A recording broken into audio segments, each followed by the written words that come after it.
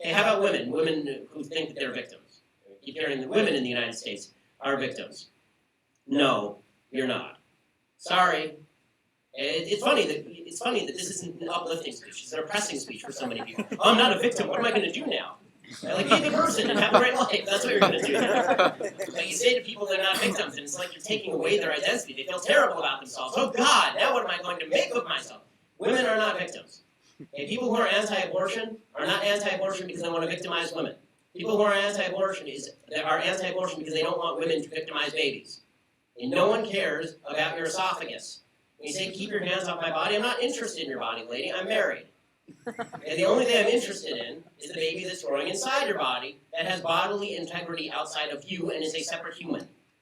And that has nothing to do with sexism. That has everything to do with protection of human life. By the way, you want to protect women abroad, maybe the place to start is by banning sex-selective abortions. More women are killed in sex-selective abortions than are killed in the United States every year around the world. Hey, how about the idea of the wage gap? We hear this one a lot. We saw this at the Audi commercials. I assume everybody saw the Super Bowl. You saw that stupid Audi commercial? This idiotic Audi commercial, one that shows this little girl driving around, and she's driving in her little go-kart, and the narrator's saying, how can you tell your daughter that one day she'll be poor, barefoot, and pregnant in the kitchen? And then they get an Audi, and they're like, but at least she's in an Audi. The funniest thing about that particular ad is that somebody tweeted at Audi, Audi, you pay women less than you pay men.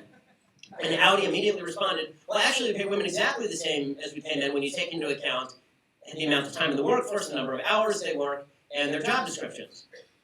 Right, just like the rest of the United States. The wage gap is a myth. It does not exist. In fact, in 147 out of the 150 most populous cities in the United States, women who are just fresh out of school, have the same degrees as men, don't have kids, and spend the same amount of time in the workplace, earn significantly more than men, according to Time magazine.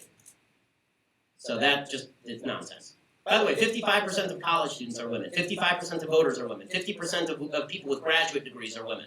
Does that sound like a victimized population to you? It sounds like women, if they banded together and vote, could enslave all of us. Okay, so this idea that there's some poor pecan minority and all the men are running things, if we figured out the scam how to run things, then life would be very different because men are pigs. Okay, men are pigs. But our piggishness has not prevented women from rising in society and becoming a majority of voters, a majority of college degree holders, a majority of grad school students. By the way, and also I'll mention the rape culture thing here. You keep hearing this myth that's going around about rape culture, how if you're a woman on campus, that you are undoubtedly going to be raped. One in four of you will be raped. 1 in 3 of you will be raped. Everybody's just running around raping. It's a rape fiesta. It's a party of rape. No, that's not true. According to the Bureau of Justice Statistics, there are 6 rapes per 1,000 per year on college campuses. Okay, that is not 1 quarter. 1 quarter, if you don't know math, 1 quarter would be 250 out of 1,000. There are 6. 6. The reason that you get these skewed statistics is because somebody did a survey where they asked if a woman had ever been touched without her consent. That means a guy goes in for a kiss, you turn your cheek, he pecks you on the cheek, and they count that as rape.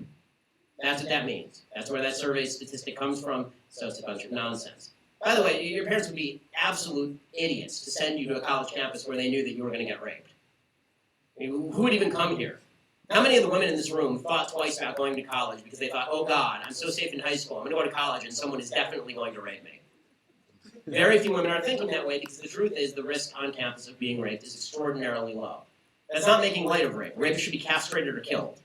That's saying that the statistics that are being put out there and promulgated that women are big victims of society on campus is just not true.